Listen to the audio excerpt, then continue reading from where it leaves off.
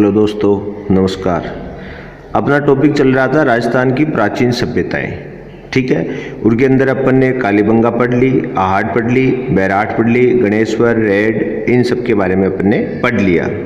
आज अपना इस टॉपिक की ये लास्ट क्लास है और इसके अंदर अपन उनको लेंगे जो छोटी मोटी सभ्यताएं कह सकते हो आप, मतलब एग्जाम के अकॉर्डिंग कि एग्जाम के अंदर उनमें से बहुत ज़्यादा वेटेज नहीं आता। उनमें मुख्य रूप से अपने को ध्यान रखना है कि वो सभ्यता स्थल है वो कौन से जिले से संबंधित है। मुख्य रूप से तो ये रखना है कि कई बार क्या होता है कि सभ्यता स्थल देके आपसे पूछ लेते हैं कि कौन से जिले में ये सभ्यता स्थल है। ठीक है, और कोई उनसे मिली कोई रिलेटेड या उनसे कोई संबंधित स्पेशल बात होगी तो मैं आपको बता दूंगा। ठीक है, तो आज तो अपना ये टॉपिक समाप्ति पर है और साथ में अपने को उन सभ्यता स्थलों के बारे में अपन देखेंगे जिनके बारे में बहुत कम पूछा जाता है और बहुत कम लोग जानते हैं। लेकिन ये जरूर है कि इनमें से क्वेश्चन आए तो गलत होने की संभावनाएं बहुत ज़्यादा होती है। ठीक है, पहली लेंगे पीलीबंगा। पहली कौन सी लेंगे, कौन सा स्थल लेंगे? पीलीबंगा। पीलीबंगा कहाँ है? हनुमानगढ़। पीलीबंगा कौन से जिले में है? हनुमानगढ़।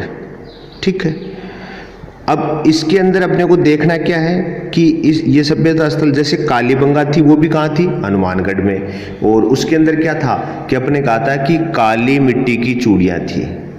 उसके अंदर क्या मिली थी? काली मिट्टी की चूड़ियाँ। तो यहाँ क्या मिलेंगे? पीली मिट्टी की चूड़ियाँ। तो इसकी मुख्य बात यह है कि पीली मिट्टी की चूड़ियाँ प्राप्त हुई है। पीली मिट्टी की चूड़ियाँ। ठीक है, इसलिए इसका नाम क्या है? पीलीबंगा। दूसरी बात क्या है कि सभ्यता किस नदी के किनारे थी?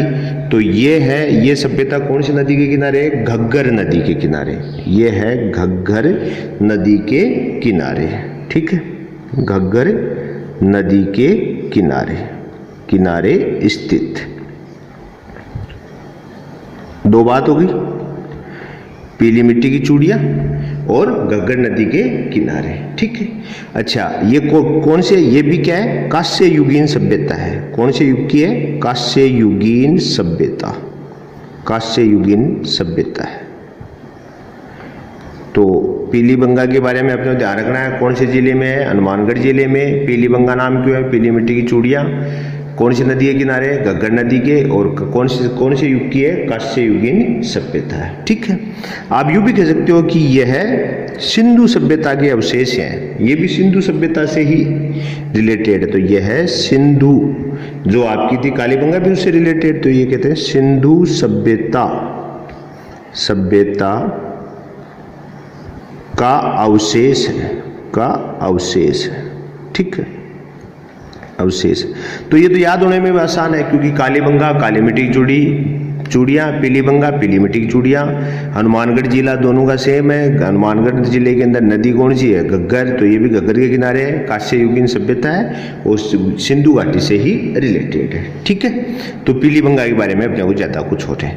दूसरा एक स्थल है सुनारी। दूसरा कौन सा सभ्यता स्थल? सुनारी। कहाँ है ये? झुंझुनू जिले के अंदर। क्या है ये? कहाँ है? झुंझुनू जिले के अंदर ये सभ्यता स्थल है। ठीक है, तो सबसे पहले तो ये ध्यान होना चाहिए भाई सभ्यता स्थल कहाँ है? झुंझुनू में। सुनारी है नाम है। अच्छा, सबसे मेन चीज क्या है कि यह लोह युगीन सभ्यता है। ये क्या है? लोह युगीन सभ्यता है। इस कारण इसके पास यहाँ पर प्राचीनतम लोहे की भट्टियां प्राप्त हुई। कि लोह युगीन है तो लोहे की भट्टियां मिलेगी, लेकिन प्राचीनतम लोहे की भट्टियां प्राप्त हुई। ठीक है, तो ये चीज ध्यान रखना है। यहाँ की मुख्य बात यही है, प्राचीनतम लोहे की भट्टियां प्राप्त हुई। तो ये कौन सी युगीन हो गई? लोह युगीन। प्राचीनतम लोहे की भट्टियां यहाँ पर प्राप्त हुई। सुनारी कहाँ पड़ता है? झुंझुनू में। ठीक है, और क्या ये थे? लोहे के भाले और तीर भी मिले। लोहे के भाले व तीर प्राप्त हुए। ठीक है, प्राप्त हुए। तो आपके इसके सबसे मुख्य बात क्या है कि यह लोह युगीन सभ्यता है। ध्यान रखिए, यह लोह युगीन, बहुत मोस्ट है भाई, बहुत बार पूछी हुई है ये, लोह युगीन सभ्यता है, सभ्यता है, ठीक है। और यहाँ पर लोह बनाने की, गलाने की 2 भट्टियाँ प्राप्त हुई, ठीक है। अगली है बालाथल, अगली सभ्यता कौन सी लेंगे अपन, बालाथल। अब बालाथल स्थल कहाँ पड़ता है आप बताओ भाई। बालाथल स्थल है वो वल्लभ नगर उदयपुर में पड़ता है, वल्लभ नगर उदयपुर में, वल्लभ नगर उदयपुर कहाँ स्थित है, वल्लभ नगर उदयपुर। देखो ये जिले, ये तो आपको इनके साथ संबंधित याद करने पड़ेंगे, 5-7 बार रिपीट करोगे तो हो जाएगा। बालाथल, वल्लभ नगर, ठीक है। तो यहाँ पर क्या है भाई, उदयपुर में दूसरी कौन सी थी, आहड़, तो यहाँ पर भी क्या है, आहड़ सभ्यता की समान ही साक्ष्य प्राप्त हुए। तो अपन कह सकते हैं कि आहड़ सभ्यता के समान साक्ष्य, के समान साक्ष्य। इससे ये भी रिलेटेड हो गया कि भाई आहड़ भी आपको ध्यान होगी कहाँ पर है, किसमें, उदयपुर में। आहड़ सभ्यता के समान साक्ष्य हुए, ठीक है। लोहे के प्राचीनतम साक्ष्य यहाँ माने जाते हैं, लोहे के प्राचीनतम साक्ष्य, प्राचीनतम साक्ष्य भी यहाँ मिले, ठीक है। कहाँ पर, अब एक चीज बताऊं आपको कि मतलब ये किस में है, ये मतलब राजस्थान के लोहे के प्राचीनतम साक्ष्य किसमें, राजस्थान में, भारत की बात नहीं कर रहा, राजस्थान में प्राचीनतम साक्ष्य है, ठीक है। तो इसका भारत में जो सबसे प्राचीनतम लोहे के साक्ष्य हैं वो आपके उत्तर प्रदेश के अंदर प्राप्त हुए थे, एटा जिले में। एक अतिरंज खेड़ा नामक स्थान है, एटा जिला है, यूपी में से प्राप्त हुए हैं। तो भारत की अगर आपको प्राचीनतम साक्ष्य की बात करें लोहे के, प्राचीनतम साक्ष्य तो कहाँ हुए, उत्तर प्रदेश के एटा जिले के अंदर आपका अतिरंज खेड़ा जगह है, वहां से प्राप्त हुए, ठीक है। यहाँ पर एक चीज और प्राप्त हुई, 4000 साल पुराना, 4000 ईसा पूर्व, 4000 वर्ष पूर्व का मानव कंकाल प्राप्त हुआ, पूर्व का मानव कंकाल भी बालाथल से प्राप्त हुआ, कंकाल प्राप्त हुआ, ठीक है। इनमें बहुत ज़्यादा कोई मोस्ट वाली बातें हैं, लेकिन आपको रिलेटेड जो चीज़ें हैं वो तो मैं बताने की कोशिश करूंगा, ठीक है। यहाँ पर कुष्ठ रोग के साक्ष्य भी प्राप्त हुए, कुष्ठ रोग के साक्ष्य कि पुराने जमाने में भी कोड हुआ करता था, साक्ष्य, ठीक है। कुष्ठ रोग के यहाँ पे साक्ष्य प्राप्त हुए, ठीक है। दूसरे दुर्ग जैसी इमारतों के साक्ष्य प्राप्त हुए, दुर्ग जैसी इमारतों के साक्ष्य। तो अपने बालाथल के बारे में क्या क्या चीज हो गई, एक तो बालाथल कहाँ स्थित है, उदयपुर में ये बालाथल स्थित है। और उदयपुर के अंदर भी अपन अगर आपको बात करें तो कौन सा है, वल्लभ नगर।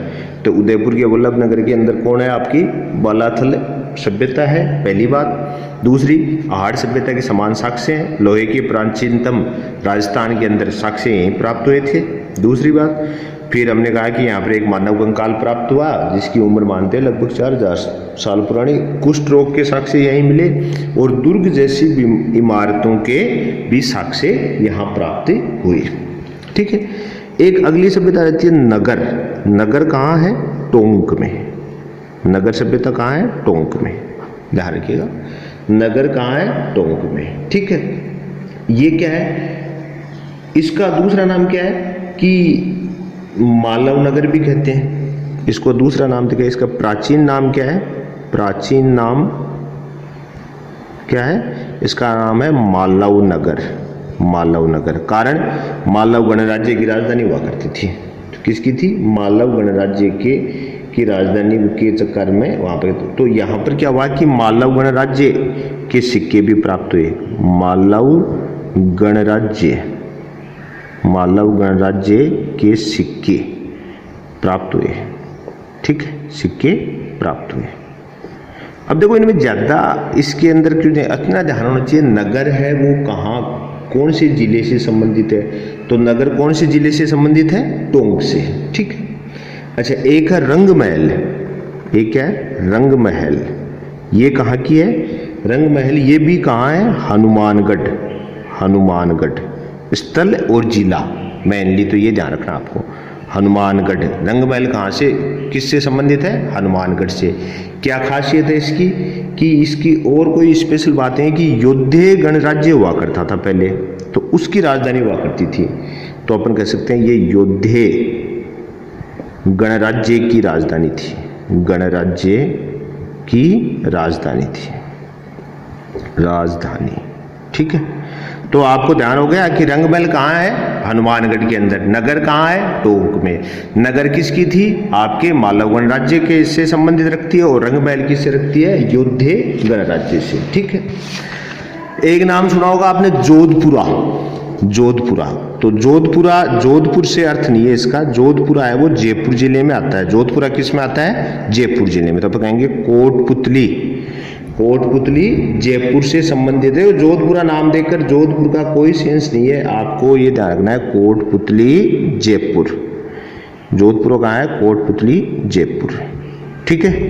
जोधपुरा सभ्यता कहाँ मिली थी? जयपुर के अंदर ही है, सभ्यता स्थल जयपुर में। पहली बात इसकी स्पेशली क्या है कि जो जोधपुरा है इसके अंदर ज्यादा तो कोई खास नहीं है, मौर्य कालीन सब साक्ष्य प्राप्त हुए थे। यहाँ पर क्या हुए थे? मौर्य कालीन साक्ष्य, कालीन साक्ष्य प्राप्त हुए हैं। जोधपुरा है, मौर्य कालीन सभ्यता के साक्ष्य मिले, अपने साक्ष्य प्राप्त हुए। ठीक है। ज्यादा कुछ नहीं है, आपको जोधपुरा का ध्यान रखना है। कहाँ है? जयपुर में। क्या प्राप्त हुआ? ये चीज हुई। ठीक है। एक है आपकी भीलवाड़ा की है ओझियाना, भीलवाड़ा की कौन सी है? ओझियाना। तो एक दूसरी सभ्यता स्थल का नाम क्या है? ओझियाना। आप चाहो तो इसको ऐसा भी पढ़ सकते हो कि आप जिले वाइज उसमें सभ्यता स्थल लिख लें, आगे पहले जिला लिख लें, फिर आप इसको सभ्यता स्थल लिखकर आप वैसे भी इसको याद कर सकते हैं। ओझियाना कहाँ है? भीलवाड़ा। तो जैसे भाई भीलवाड़ा का नाम आए तो आपकी भीलवाड़ा में कौन कौन सी सभ्यताएं हैं उनके बारे में लिख लिया। तो ओझियाना सभ्यता स्थल कहाँ का? भीलवाड़ा का। खासियत क्या है इसकी? और कोई इसमें स्पेशल नहीं, एक ही बात है कि यहाँ पर गाय बैल, गाय बैल की जो जोड़े की एक मूर्ति प्राप्त हुई है, गाय बैल की बनी, गाय बैल की बनी मृण मूर्तियां प्राप्त हुई थी, बनी मृण मूर्तियां प्राप्त हुई, मृण मूर्तियां प्राप्त हुई। ठीक है। ज्यादा कुछ नहीं है यहाँ पर, आपको इसकी गाय बैल की मृण मूर्तियां प्राप्त हुई थी। लेकिन ये ध्यान होना रखना है आपको कि भाई ओझियाना कहाँ है? तो ओझियाना कहाँ है? भीलवाड़ा। जैसे भाई आपको भीलवाड़ा जिले से संबंधित सभ्यता स्थलों के कोई एबीसीडी देकर आपसे उसमें एक ओझियाना भी ऑप्शन हो तो अपना अगर एक बार सामने आया हुआ होता है तो अपने इजीली उसको कर लेते हैं, नहीं तो दिक्कत है। एक अगला सभ्यता स्थल है बयाना, कहाँ है? भरतपुर, भरतपुर। बयाना सभ्यता स्थल है वो कहाँ पड़ता है? भरतपुर के अंदर। ठीक है। अच्छा, बयाना भरतपुर है, इसके अंदर इसके की क्या स्पेशल बात होगी? बयाना जो भरतपुर है ये गुप्तकालीन जो सभ्यता थी उसके सिक्के प्राप्त हुए, गुप्त काल के सिक्के प्राप्त हुए बयाना से। और दूसरी है कि यहाँ पर प्राचीनतम नील की खेती के साक्ष्य प्राप्त हुए। ये बहुत मोस्ट बात है, तो अपन कह सकते हैं प्राचीनतम नील की खेती, प्राचीनतम नील की खेती के साक्ष्य, खेती के साक्ष्य प्राप्त हुए। ठीक है। साक्ष्य प्राप्त हुए, ये मोस्ट बात है भाई, पहली बात। दूसरी बात क्या है? गुप्तकालीन सिक्के, गुप्तकालीन सिक्के प्राप्त हुए, गुप्तकालीन सिक्के प्राप्त हुए। ठीक है। दो बातें ध्यान रखनी है आपको, एक तो क्या कि ये प्राचीनतम नील की खेती के साक्ष्य यहाँ पर, दूसरा गुप्तकालीन सिक्के प्राप्त हुए। ठीक है। अगला सभ्यता स्थल है गिलूंड। अगला सभ्यता स्थल क्या है? गिलूंड। गिलूंड कौन से जिले में आता है? आपको ध्यान होगा राजसमंद में आता है। फिलहाल कोई जमाने में तो उदयपुर में था, लेकिन आजकल क्या है? राजसमंद जिले में आता है गिलूंड। ठीक है। गिलूंड हो गया राजसमंद जिले का। ठीक है। अच्छा, इसकी क्या खासियत है कि ये बनास नदी के किनारे बसी हुई है। पहली बात तो कहाँ है? बनास नदी के किनारे, नदी के किनारे। दूसरी बात है, इसके यहाँ पर आस पड़ोस में बड़ी सभ्यता कौन सी थी? अहाड़।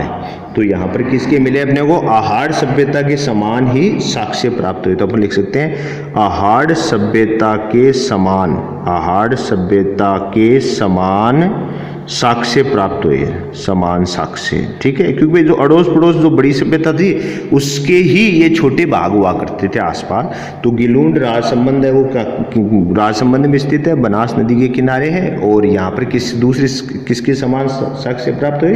अहाड़ के। ठीक है, एक है नोहय। नोहय पड़ता है भरतपुर के अंदर। नोहय भरतपुर ये भी एक आपकी सभ्यता स्थल है, नोहय भरतपुर। ठीक है, नोह जो भरतपुर है इसके अंदर क्या है कि एक तो ये रूपारेल एक नदी है, भरतपुर में बहती है, रूपारेल नदी के किनारे स्थित थी। और यहाँ पर 5 संस्कृतियों के साक्ष्य थे। तो पहली बात तो क्या है? रूपारेल नदी के किनारे, नदी के किनारे। ठीक है, स्थित। पहली बात तो याद रखने के इसके किनारे स्थित। दूसरी बात क्या है कि 5 संस्कृतियों के साक्ष्य, 5 संस्कृतियों के साक्ष्य। 5 कौन सी हो गई? देखो आपको पता होना चाहिए कि 5 संस्कृति हो गई महाभारत से लेके ताम्रयुगीन सभ्यता तक की जो आपकी है, उन सभी संस्कृतियों के यहाँ पर साक्ष्य प्राप्त हुए। तो अपन कह सकते हैं महाभारत से लेकर ताम्रयुग तक, युगीन तक जो भी 5 संस्कृतियां बीच में है आपकी, उनके कांस्य आपकी इन सबके ताम्रयुगीन तक। ठीक है, ऐसी 5 संस्कृतियों के साक्ष्य प्राप्त हुए थे नोहय भरतपुर के अंदर। ठीक है, अच्छा, ज्यादा एक चीज और है कि अगर अपन और तो भाई ज़्यादा बड़े नाम तो नहीं, मुख्य मैंने नाम इसमें ले लिए, आपको काम में ले लिया। जैसे आपको अगर और बात करें तो अपन कह सकते हैं गंगानगर के अंदर कौन है? तरखाना है, तरखाना वाला डेरा, चक 84, अनूपगढ़, ये सब क्या है? गंगानगर के स्थल हैं। गंगानगर जिले कौन कौन से बताया मैंने?